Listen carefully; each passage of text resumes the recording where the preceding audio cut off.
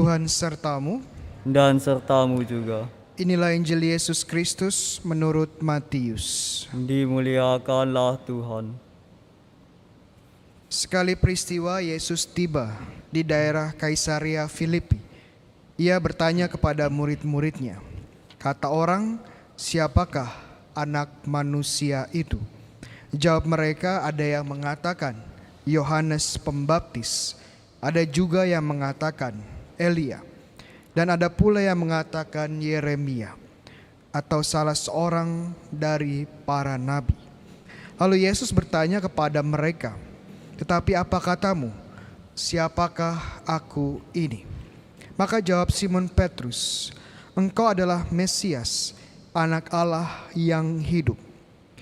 Kata Yesus kepadanya, berbahagialah engkau Simon bin Yunus, sebab bukan manusia yang mengatakan itu kepadamu, melainkan Bapa-Ku yang di surga. Dan aku pun berkata kepadamu, engkaulah Petrus, dan di atas batu karang ini akan kudirikan jemaatku, dan alam maut tidak akan menguasainya. Kepadamu akan kuberikan kunci kerajaan surga. Apa saja yang kau ikat di dunia ini akan terikat di surga, dan apa saja yang kau lepaskan di dunia ini akan terlepas di surga. Lalu Yesus melarang murid-muridnya memberitakan kepada siapapun bahwa Dia adalah Mesias. Demikianlah Injil Tuhan. Terpujilah Kristus.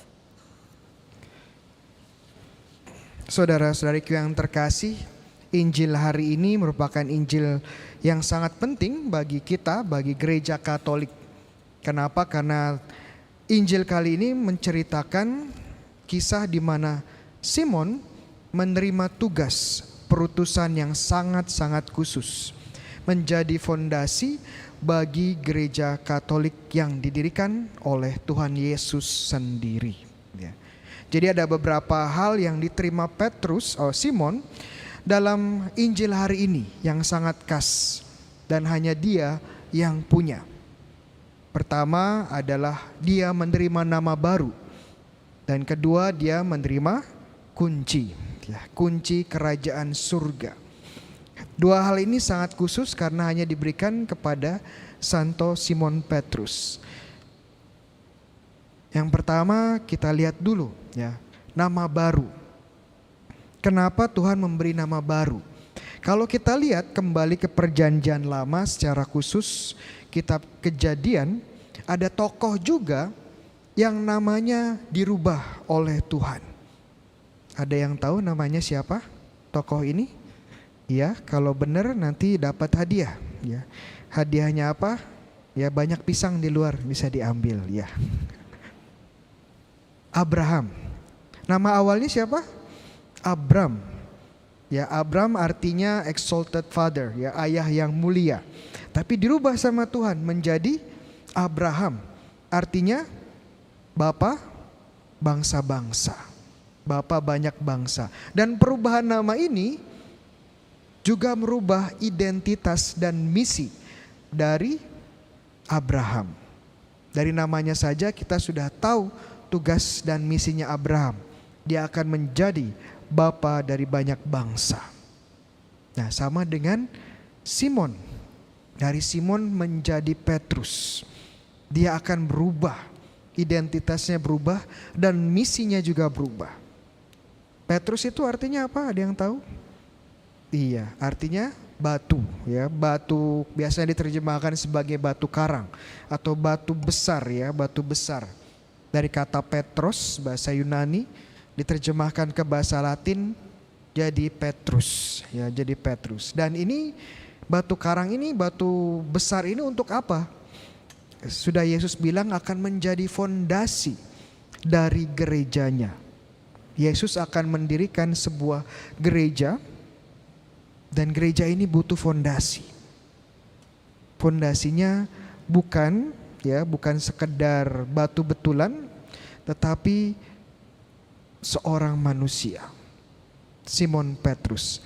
Karena gerejanya ini, gereja itu apa? Ada yang tahu gereja? Gereja pertama dan utama adalah umat Allah, kita semua. Ya, jadi gereja bukan sekedar bangunan, tapi lebih pada umat Allah. Karena gereja ini umat Allah, manusia, kumpulan manusia, batu fondasinya juga ya manusia. Simon Petrus ini. Ya, jadi dia menjadi batu fondasi. Kedua adalah kunci kerajaan surga. Kenapa yang dikasih kepada Petrus itu kunci? Kenapa enggak hal-hal lain? Ya, kenapa enggak buku tabungan? Ya. Kenapa enggak rumah? Kenapa enggak linggis, kunci? Kenapa enggak hal-hal yang lain? Kitab suci ya bisa juga, tapi malah kunci. Jawabannya kembali ke perjanjian lama lagi. Tadi kalau Bapak Ibu cermat baca bacaan pertama, ini ada dua orang ya, namanya Shebna dan siapa lagi? Eliakim. Shebna dan Eliakim. Mereka ini siapa ya? Shebna ini dan Eliakim dikatakan sebagai kepala istana, ya, kepala istana. Nama lainnya adalah Perdana Menteri. Shebna ini Perdana Menteri yang jahat, ya, koruptor. Makanya Tuhan marah sama dia, mau diganti dengan Eliakim. Nah, itu ceritanya. Nah, bagaimana kita tahu bahwa Eliakim ini seorang Perdana Menteri? Dikatakan tadi dia menerima apa? Menerima kunci rumah Daud. Kunci rumah Daud. Jadi kita tahu Perdana Menteri itu adalah biasanya orang kedua, ya, second in command di kerajaan setelah raja, ya. Dan orang kedua adalah Perdana Menteri. Dan bagaimana kita tahu ini kerajaan, ya, Perdana Menteri kerajaan ya dari kalau dia megang kunci kerajaan.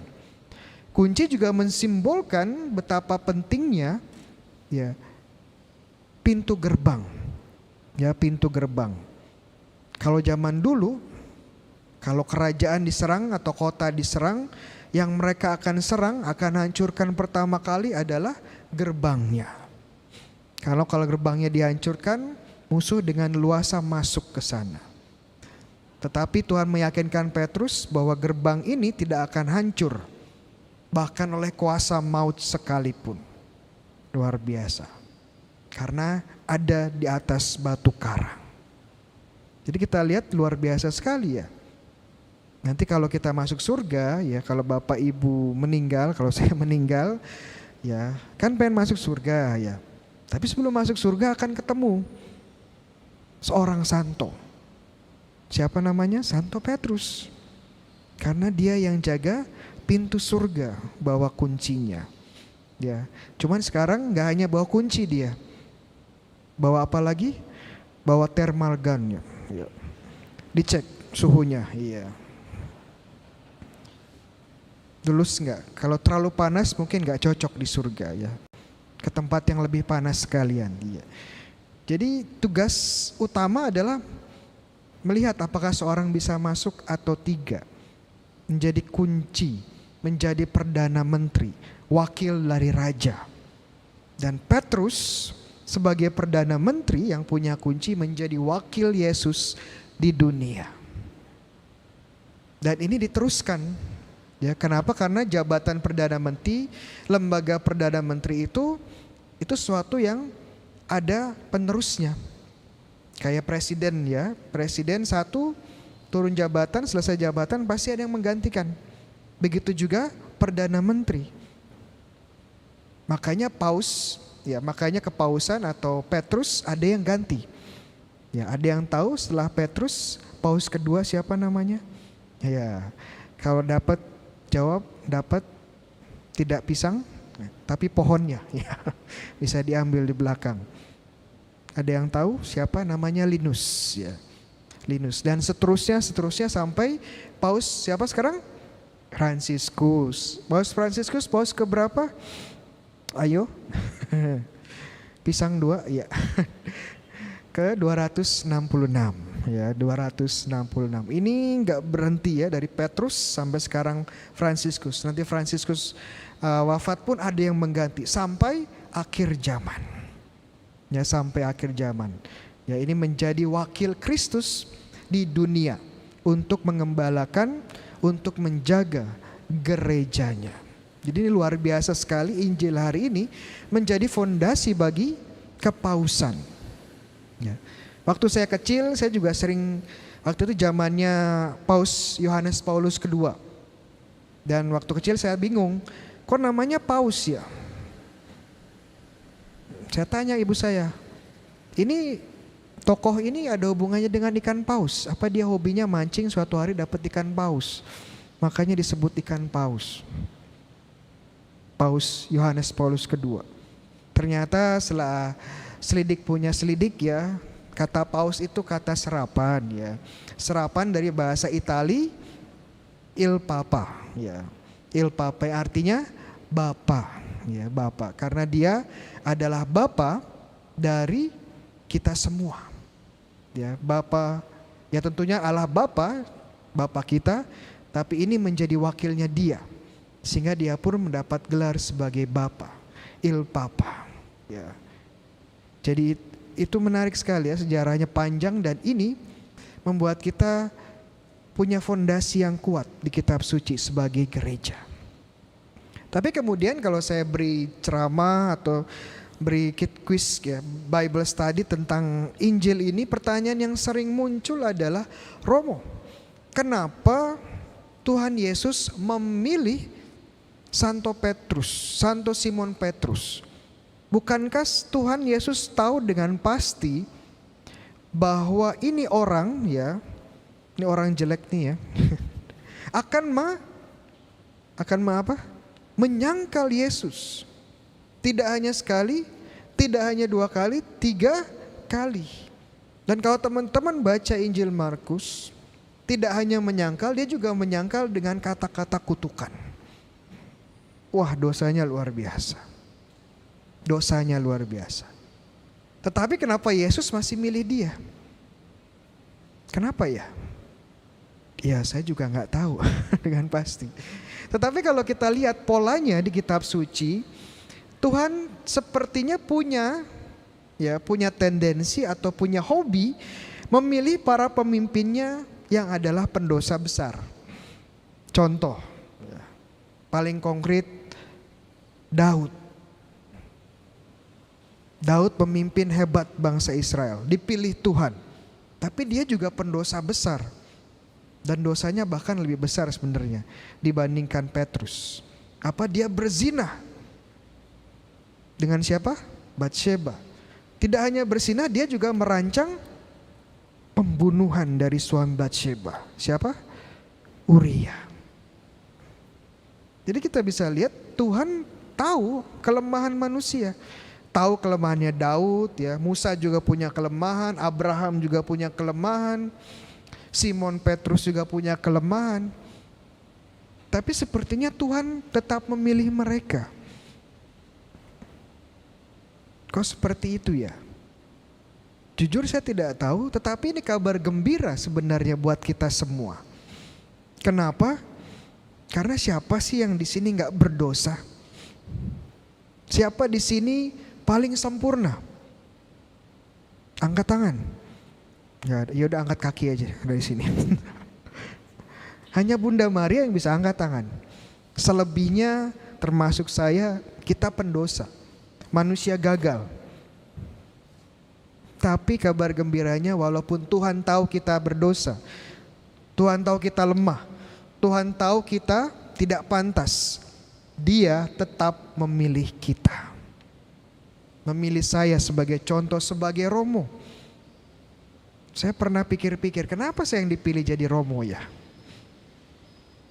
Waktu saya lihat-lihat diri saya penuh kelemahan ya, penuh kekhawatiran, penuh dosa, tidak layak, bukan yang paling pinter ya, gak jago nyanyi, gak jago olahraga, ya ganteng boleh lah ya, ganteng ya, sedikit ganteng ya. Tapi kenapa ya banyak kelemahan tapi Tuhan memilih saya? Itu misteri kasih. Saya juga tidak tahu. Dan Tuhan juga memilih saudara-saudara sekalian untuk tugas-tugas khusus yang hanya Anda, Bapak Ibu sekalian bisa lakukan.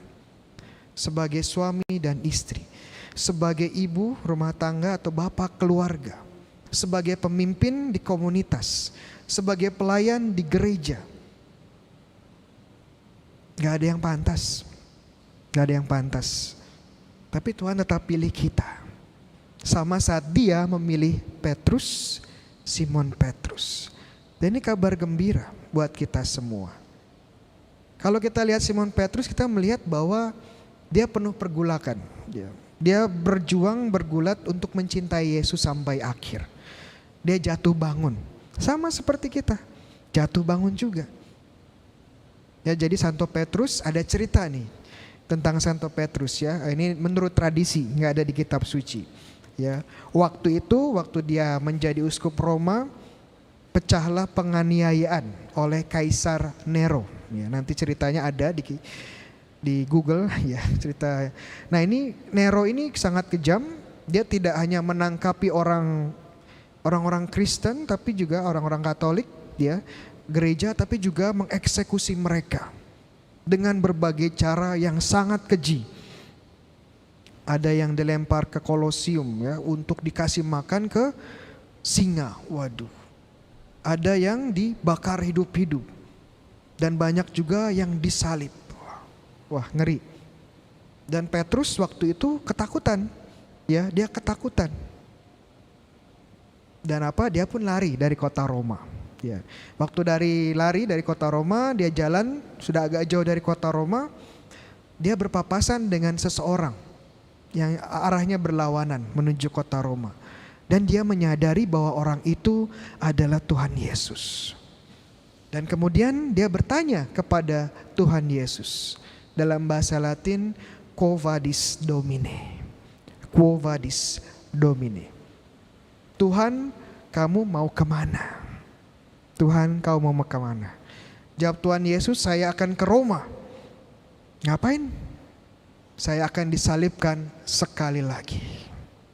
Wah, mendengar hal itu, Petrus menangis, kemudian langsung balik ke kota Roma.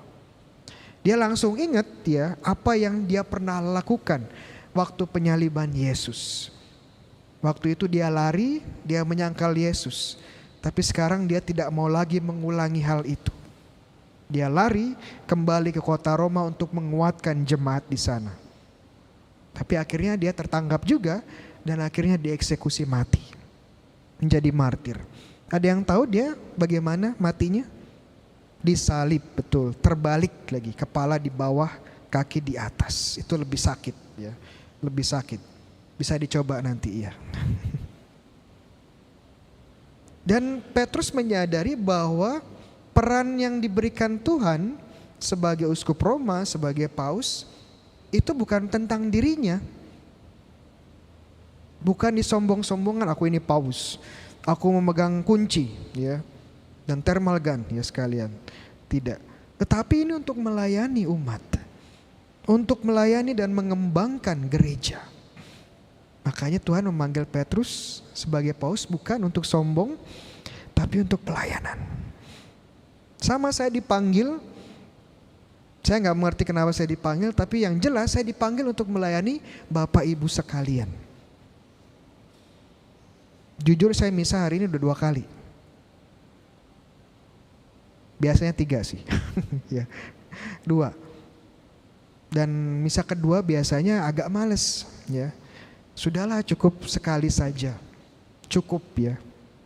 Ngapain 2 kali?